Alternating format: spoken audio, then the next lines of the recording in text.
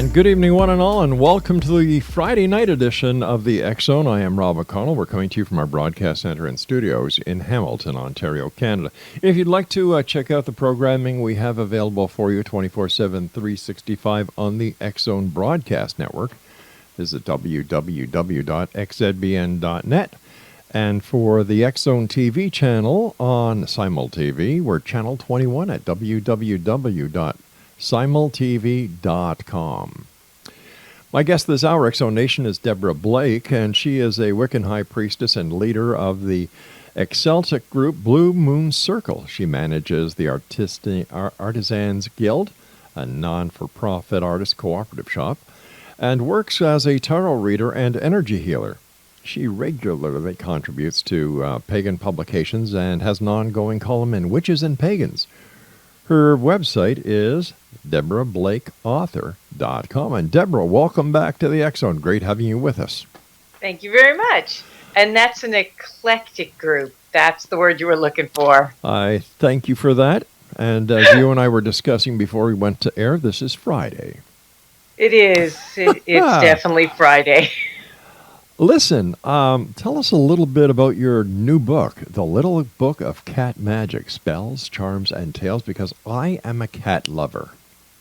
I am a cat lover too, and that is, of course, part of why I ended up writing a book about cat magic. Mm-hmm. As you know, I've written 10 other books for Llewellyn, yes, plus the tarot deck, and I have an oracle deck coming out in September. But I have to say the Little Book of Cat Magic was a real labor of love because I am a huge fan of cats. I have been owned by many in my life.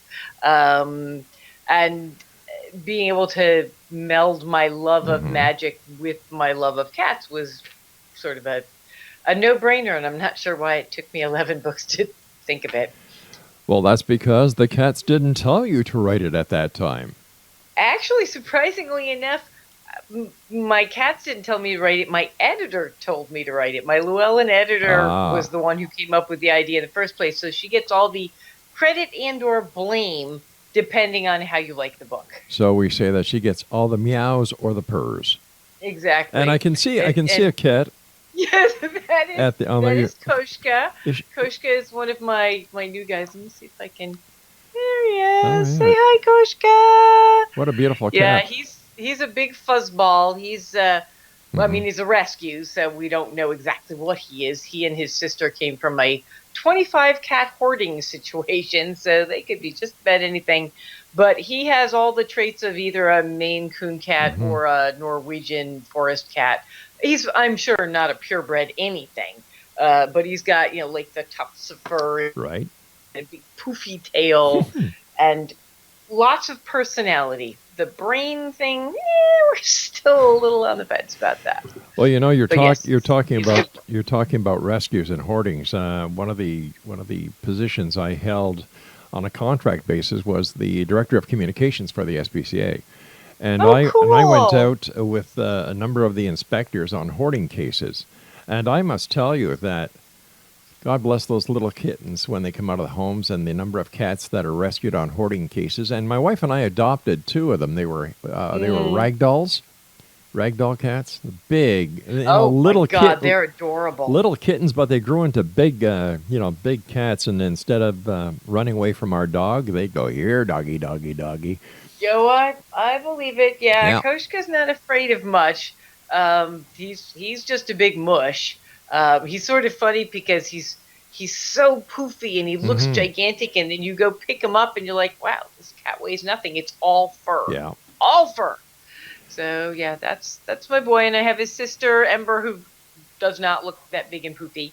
And then I got another rescue cat from a different organization whose name is Harry Dresden, because unfortunately I lost Magic the cat, who was my familiar and who co-wrote this book. She had, I'm sorry to hear that. She had her 2 cents. Yes, I lost her and her brother Mystic within 8 days, the January before last, which was pretty wretched, as you can imagine. And losing a cat is bad. Losing your familiar and the cat that slept by your head for almost 16 years. Yeah. Horrible. It is. And I got down to Angus, who was the last of my old batch, and I said, 1 cat? No, we cannot have 1 cat in this house. So I immediately got 3 more, and because they were going to kick me out of the Crazy Cat Lady Union. It was horrible. Well, we couldn't have that. You know, if I would have known that, I would have sent you some cats. Well, I had many people volunteering to send me cats. Finding cats, alas, is not a problem. But yeah, so we're back up to 4. Now, none of these guys is showing any interest in magic the way Magic the Cat did. Maybe I didn't name them correctly. But yeah, they're still cats and they're still wonderful. Excellent. Once again, you know, my hat is off to you for your compassion, and anyone who brings a member into their family from any shelter, they are truly blessed people. Well, every cat I've ever had has been a rescue of one kind or another. You know, mostly from shelters, occasionally like feral barn cats. But yeah, I am a big fan of bringing cats in who have no place else to go. So, you know, we had, when I was married 1,000 years ago, you know, somebody dropped 2 kittens across the street from our house. We brought them in overnight so we could take them to the shelter in the morning, and guess what? Yeah, they never left. Take them to the shelter. No. I don't know why I thought we would. Well, they found shelter in your home and in your love. And they were great cats. Yeah. They're great cats. You know, there has never been a cat that I took in that I wasn't, you know, very grateful to have share my life. So yeah, they keep me, I won't say sane, because that might be a slight exaggeration. They keep me as sane as I am. Let's put it that way. I love it. Speaking about cats, can you tell us a little bit about your new book? Sure. It's little, and it's a book. It's about cats. I'm sorry, you want more detail than that? I'd appreciate it.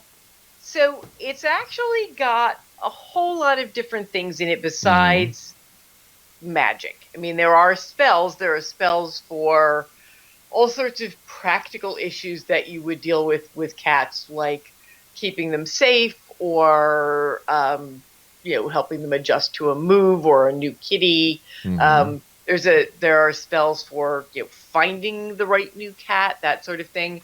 But there's also some cat history, which, you know, sounds like it would be boring, but it's about cats, so of course it's not. You know, basically their history throughout different cultures. There's some mythology. There's some stories. There's, you know, in the various bits and pieces of the book are little quotes from people. This is my favorite one from Terry Pratchett, which is, "Thousands of years ago, cats were worshipped as gods. Cats have never forgotten this." So yeah, so there's things like that. There's even a few little recipes for the cats, not for you, for like treats and things, and a few craft projects, sort of a little bit of everything.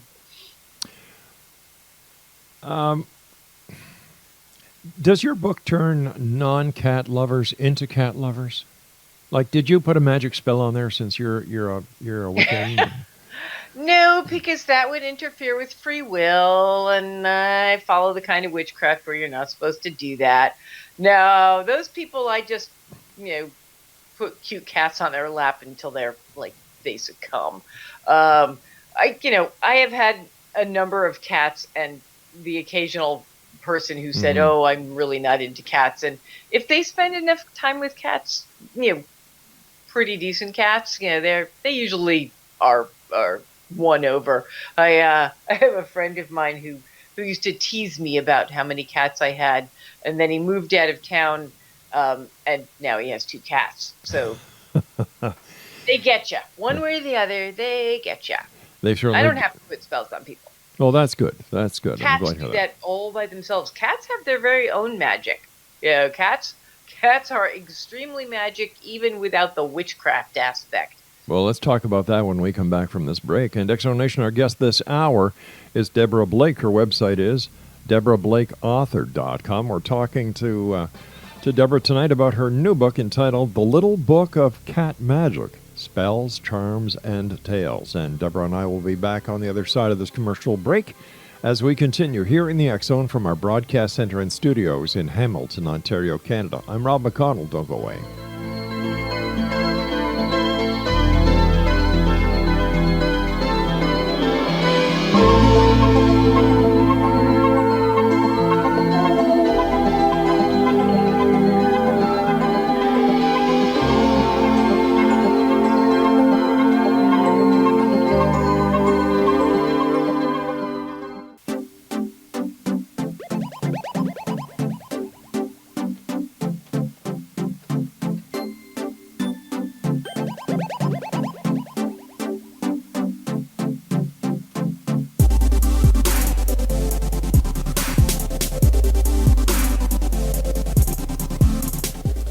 Welcome back, everyone. This is the X Zone. I am Rob McConnell. Deborah Blake is our special guest, and we're talking about her new book, The Little Book of Cat Magic, Spells, Charms, and Tales.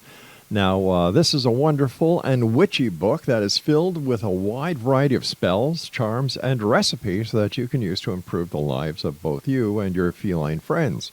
From finding and naming a new cat to working with a cat as a familiar, The Little Book of Cat Magic has something for everyone who loves cats and magic. You can learn about cats through history and myths, folklore, deities associated with them, explore spells for living with the cats. Hopefully they're all living. Improving their health and saying goodbye when their 9 lives have run their course. Once again, her website is www.deborahblakeauthor.com.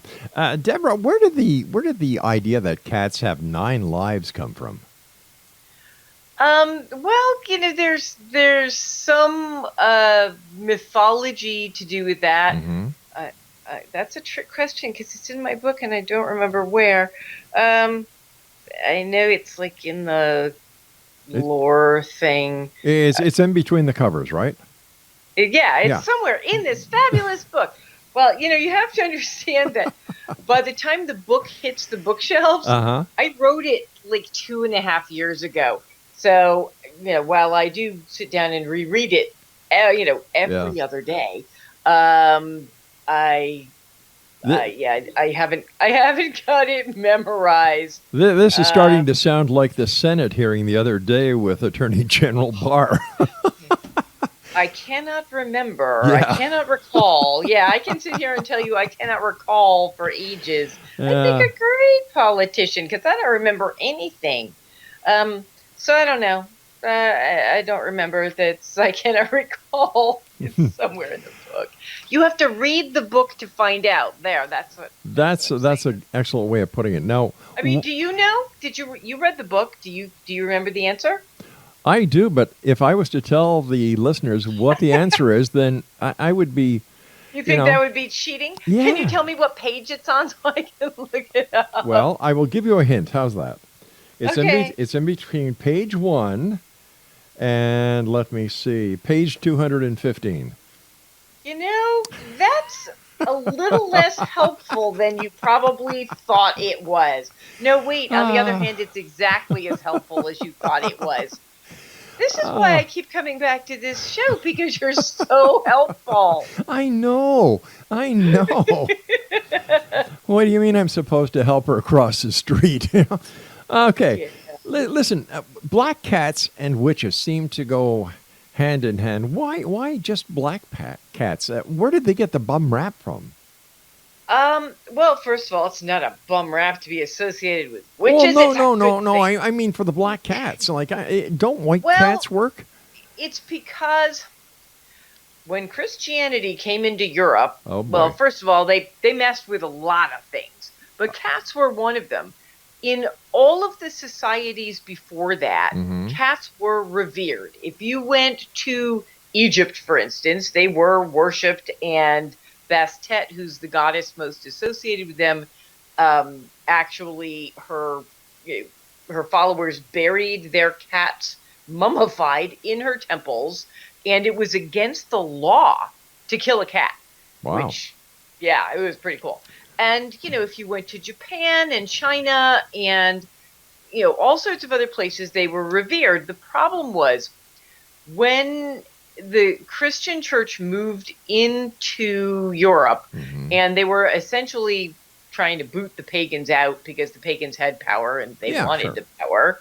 It had very little to do with religion per se. It was more politics and a power play. But some of the people who had influence were these older wise women in various communities who, we would call witches. They were the herbalists, they were the wise women, they were the people who passed down the lore, and they got a bad rap. And cats, almost everybody had cats back then because they used them for like rodent control. And the church came in and basically said, black stands for evil, therefore these cats, which are sort of, mysterious and creepy, if they're black, they must be evil. Well, let me ask you a question here. If black is evil, why do priests and ministers wear black shirts? I got no answer to that. Okay. I mean, for one thing, I grew up Jewish, so it's really outside of my...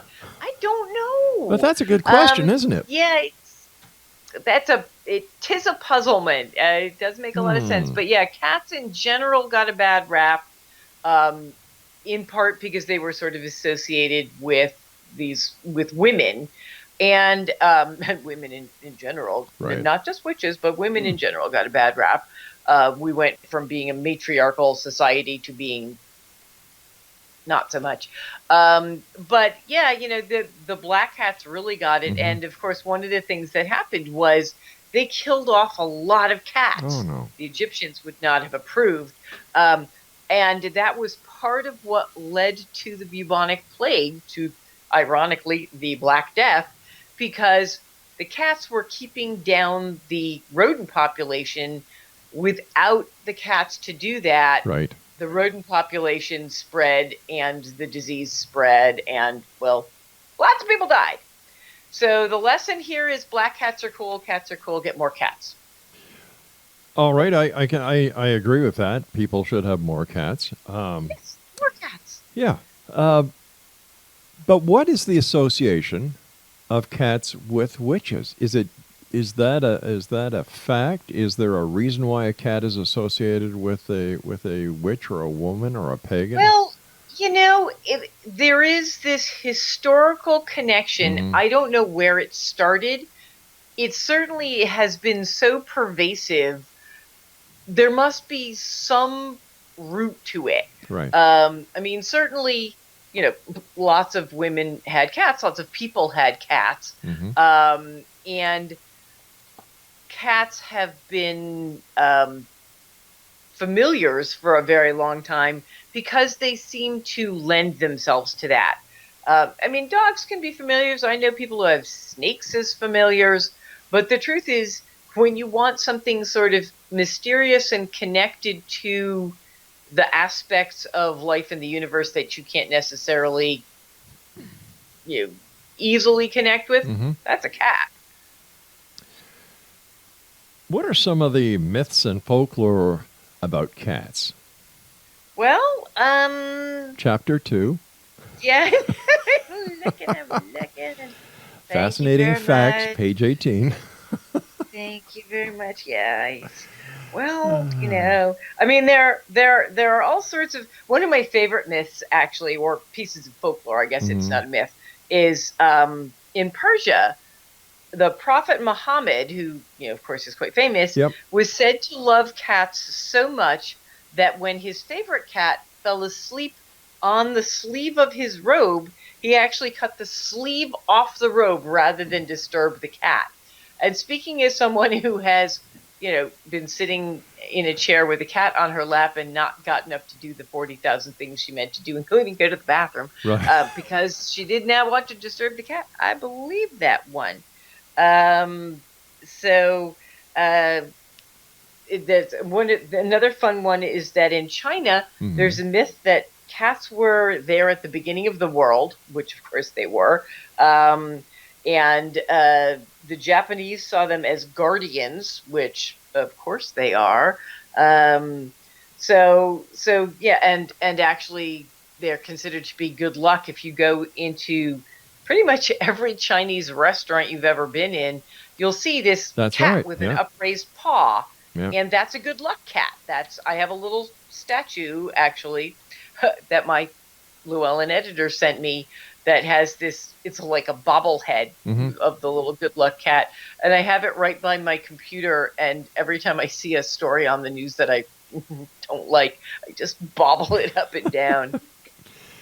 Yeah. You know, I over here a couple of the Chinese restaurants, as well as the other properties retailers who are Chinese. Their cats are kind of, they have a battery and the paw goes up and down. Oh, that's Yeah. cool. I've seen that, and we don't have Mm-hmm. one that does that here. They just have pictures of them, but Oh, yeah, it's a thing. I'll tell you what. If I find one, I'll send it to you. Okay. All right. What else can you tell us about cats that will just put our total worldwide audience in awe? Well, I have a list of really cool facts. Okay. Um, well, it's here's a weird one. Cats cannot taste sweet. I don't know how they know that. No, it They depends how being much the sauce you put scientists. on them. All right, no more for you. No more sauce for you, mister. Um, That was kind of yeah, saucy of me, wasn't it? yeah. All right, You're now being I got to very segue to saucy. I've got to take a commercial break. Stand by. When we come back, more amazing facts, and I'm sure I'm going to get some email from the cat lovers about my sauce joke. But I'll tell you what, when we come back, I'm going to tell you a real story on why I love cats. Exonation, our guest this hour is Deborah Blake, and her website is DeborahBlakeAuthor.com, and she's the author of a great little book of cat magic, spells, charms, and tales. And we'll be back on the other side of this break as we continue here in the X Zone from our broadcast center and studios in Hamilton, Ontario, Canada. I'm Rob McConnell. Don't go away.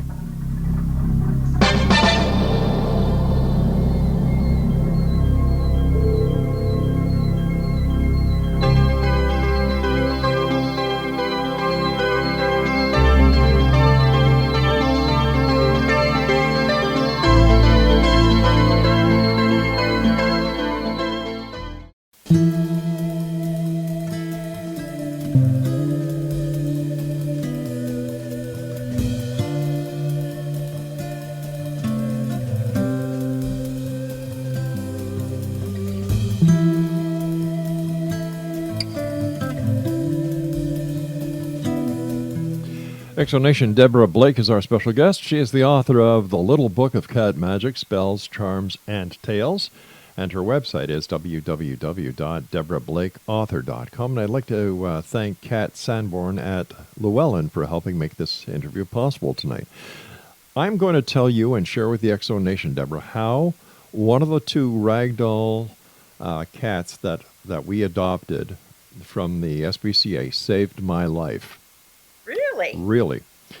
As the kittens got older, I was adopted by Frank to be his human. Now Frank was the male, and Frank would come, and when I was doing my show, our first studio was part of our home. We converted a couple of rooms into the radio studios, and he would come and sit on the back of my chair while I was doing the show. At the time, we weren't doing TV at the same time. He kept on coming on the back of the chair, but then he started crawling closer around my neck. And he kept on paying attention to one part of my neck. And this was continuous over a couple of weeks. Well, I decided, after speaking to somebody who was very familiar with cats, to go see a doctor, because the cat was nudging one spot on my neck. Well, just to find out, the doctors did the necessary tests, and it was with a CAT scan that they found a tumor that was starting to grow on my artery in my throat, Wow. in my neck. Yeah, and they told me that it was very lucky and fortunate that they found it when they did. So thanks to Frank. Yay, Frank. And I. Well, Well, that is in the book Hmm. that cats have been known to smell out Yeah. cancer, and in fact, as you said, I run a shop called the Artisans Guild, and my friend Ellie, who runs it with me, we started it together. Hmm. Her husband was diagnosed at this point a number of years ago with a really bad brain tumor on his brainstem, and their cat had been licking at that Yeah. spot for months. He unfortunately did not realize that meant he should go to see a doctor. Hmm. But when in fact, he was diagnosed, they sort of looked at each other and went, "Damn, the cat's been trying to tell us for months that there was a problem there." Yeah. So yeah, it's remarkable what cats can sense. It is, Um, and they're very smart. Like, I used to call Frank, and he'd come running, and I'd say, "Go get your ball," and he had a little furry ball, and he'd go get it, and mhm. he was like a dog, Oh yeah, well, except a Koshka, lot the cleaner. cat that's sleeping up there, Uh huh. he will actually do fetch. His favorite toy, which is this sort of long tube filled with its fur, and it has or cloth, and it has catnip in it, and there's Right. some strings on it. And especially when he was younger, or when I got him, he and his sister were probably 5 months old thereabouts. Again, hoarding, they don't really know. Um, but he would walk around with that thing in his mouth, and he would come and he would drop it by my feet, and I'd toss it and he'd bring it back. And every morning when I wake up by my bed, there is at least one toy, sometimes two if apparently he's in a mood. And I think he's like, "Get out of bed, come play with me, come play with me." But yeah, they can be very smart. Yeah. Magic the cat, Queen of the Universe, that was her whole title, and she wanted you to use it. She was so smart that I basically, I never got my way on anything because she was the boss of me. And she knew perfectly well what the rules were. She Hmm. just didn't think they applied to her. You'd walk in and find her on the counter and say, "Hey, no cats are allowed on the counter." And she'd look at you like, "Yeah, and your point?" Because as far as she was concerned, she was not just a cat. She was the queen. She was the queen. Yeah. Yeah. In So, in your book, you have a section on naming, cat naming, and finding a new cat. What is the best way when you get a new cat, or you go to your local rescue and adopt a cat? What's the best way to find the proper name that would go with the new addition to the well, family? sometimes they tell you. I mean, Hmm. sometimes you just know. With Magic and her brother Mystic, I would sort of try out names. Magic was black and her brother Mystic was gray, so I tried, like Onyx and Agate, and they just looked at me like, "What?" And when I came up with Magic and Mystic, they sort of looked at me like, "Yeah, all right, that works. That's fine." Um, so I mean, some people believe that the cat will whisper their name in your ear in the middle of the night when you're sleeping. I think probably they're more likely to be whispering, "Get up and feed me." But yeah, you can usually get a sense of it. Sometimes you just name them what seems right to you, Hmm. and they decide whether they want to respond to that or not. Like most children. Yeah. or significant others. Hey, that was a dig at us guys. No, I specifically did not put A gender. a gender on Uh, that at all. It all could right. be anybody. Okay, I got you off that hook. You're welcome. Spells for finding a new cat. All right, what kind of Well, spell would you kind of stir up? well, I mean, obviously you can just go to the Uh shelter huh. and look at all the cats and try and find the one that seems right to you. If you want a little help being led to the right cat, Mm-hmm. I don't know about where everybody else lives. Where I am, we have a few shelters, plus a local rescue organization, plus, of course, cats sometimes just show up. So if you want a little help from the universe to be led to exactly the right cat, Mm-hmm. then you can try doing this spell in the hopes that, in fact, you'll get sort of a push in the right direction. And it's very simple. Most of my spells are pretty simple. I can read it. You Sure. want me to read it? Yep, you found the page. Okay, good. And what I usually suggest is that you use some tools that are associated with whatever it is you're trying to do. So you might want to take, a couple of bowls, fill one with water, fill one with food, as if the cat were already there. Maybe like a catnip toy or mouse or something. If you have a statue of Bast, you can call on Bast to help you. And then I suggest you light a white candle to symbolize the beacon you wish to guide your cat to you, even if you have to go out and find it. And then say, God and Goddess, send to me the perfect feline company, a cat to feed and love and hold, a kitten tender or adult bold.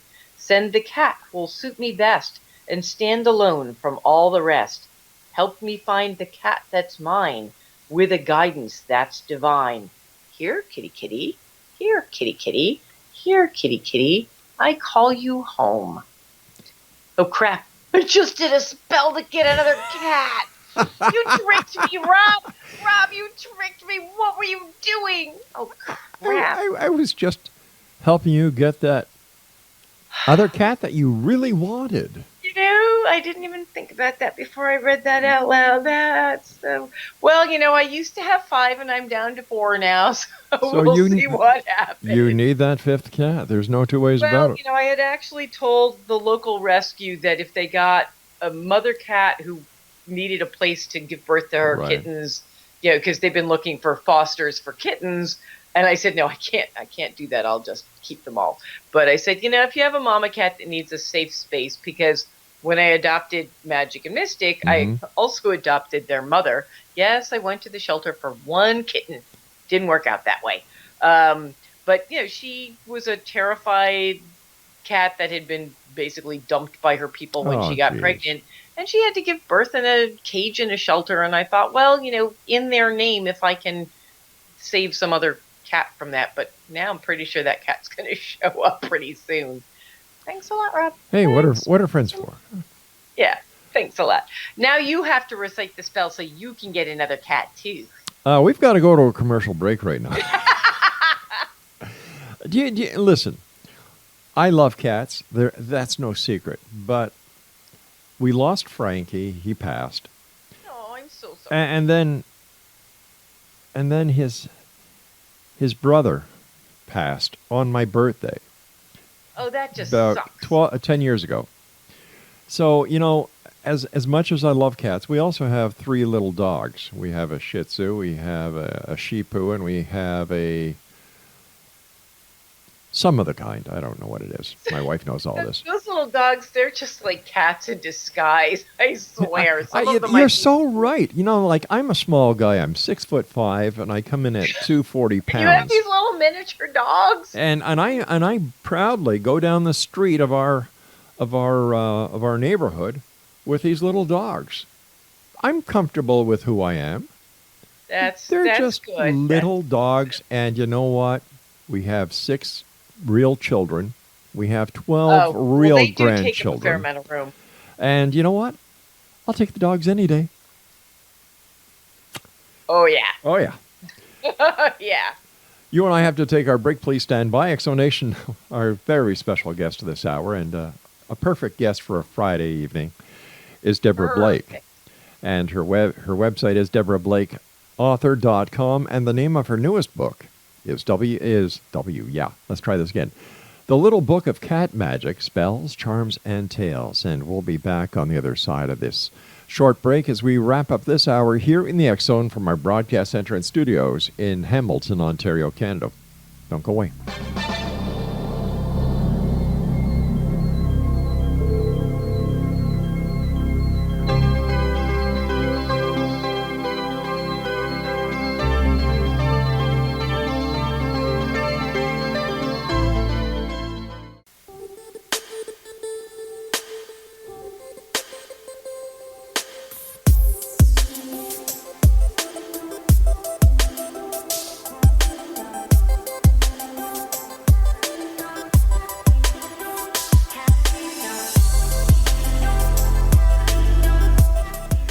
And welcome back, everyone. Deborah Blake is our special guest. Her website is DeborahBlakeAuthor.com, and she's the author of a real super little book for cat lovers.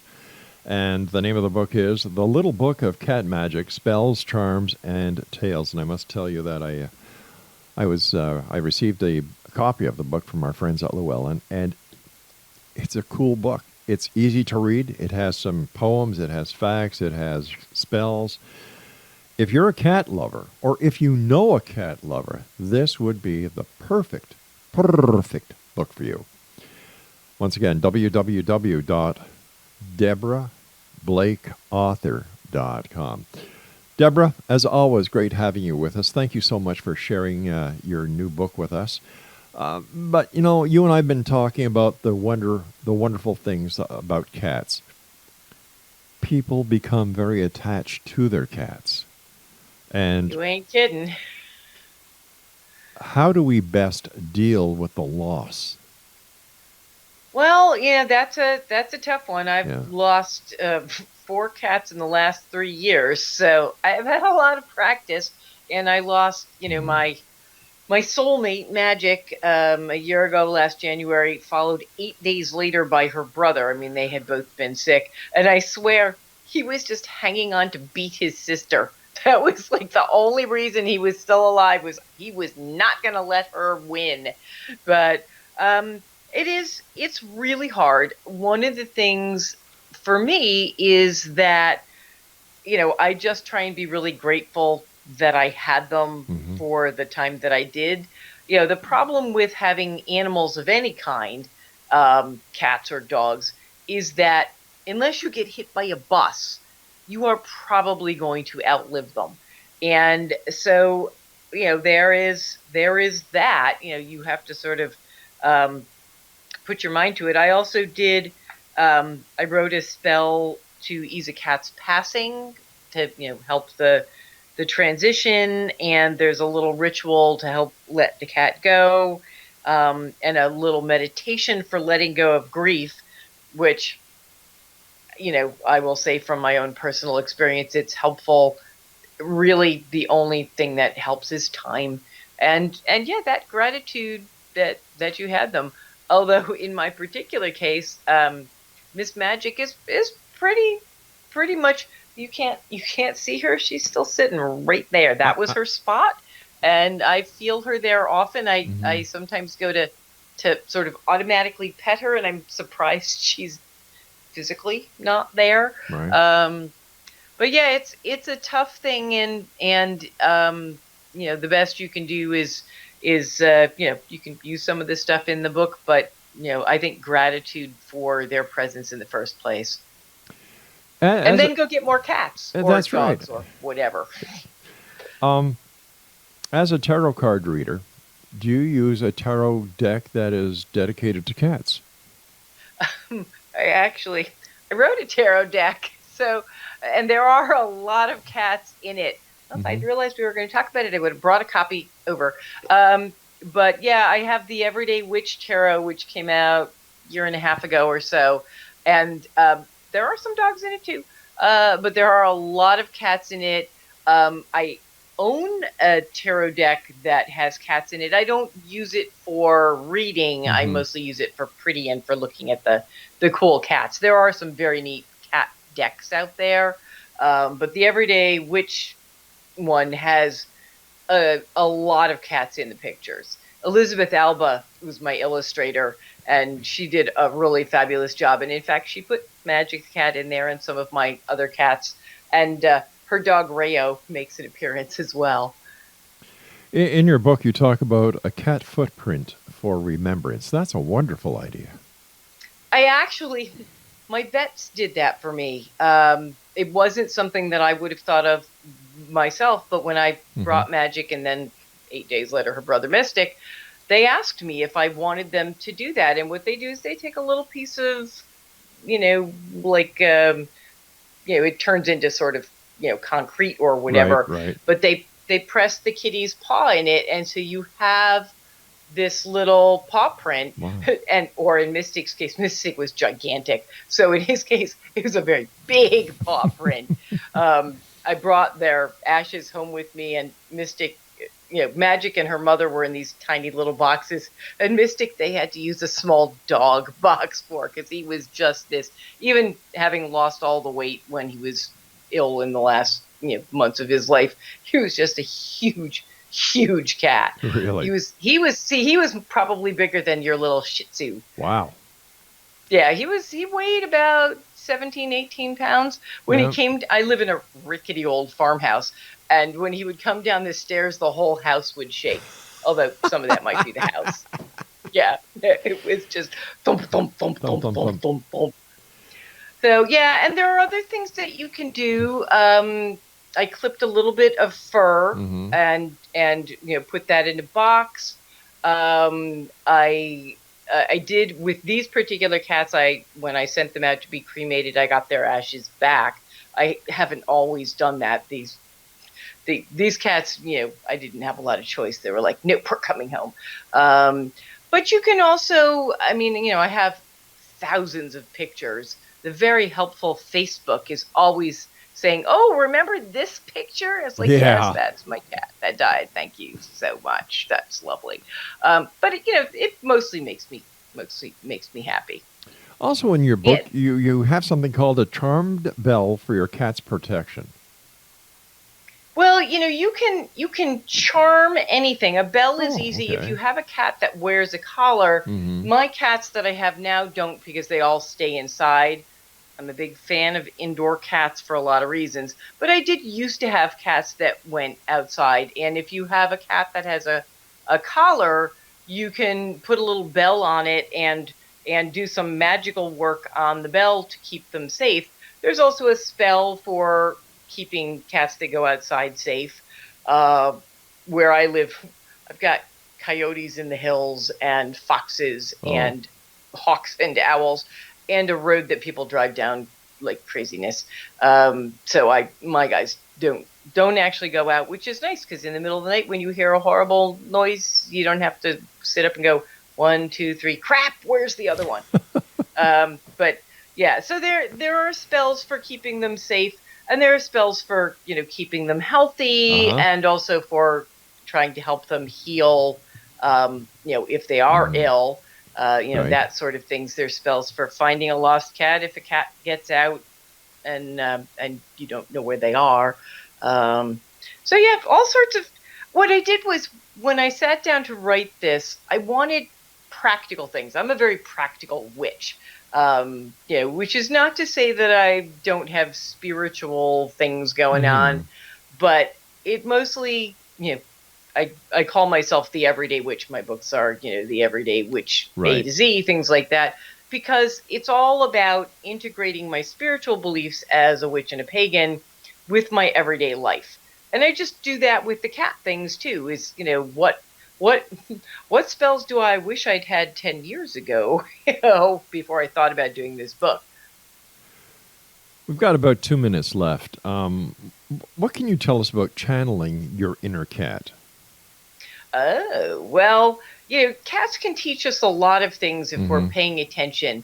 They're great at napping. Yeah. Which, I'm a big fan of napping. Me too. But one of the things that they do is when they need to rest, they rest. And as human beings, we kind of suck at that. Yeah. And they play. We also often forget to play. Having 3 youngish cats, they're all about a year old, these 3, and they play all the time. And they've actually encouraged my older cat, Angus, who's 13. He's playing more than he has played in years, because the kittens are reminding him to do that. And cats can remind us of the need to play and to spend time, embracing life, because cats are nothing if not 100% full on into whatever they're into at the time. So what is your next project? I'm actually working on a book for St. Martin's Press. It's called The Witch's Primer, a goddess empowerment book for the kick-ass woman, which I'm having a lot of fun with, because, women can use a little help being kick-ass these days, and if a goddess can't help you do that, I don't know who can.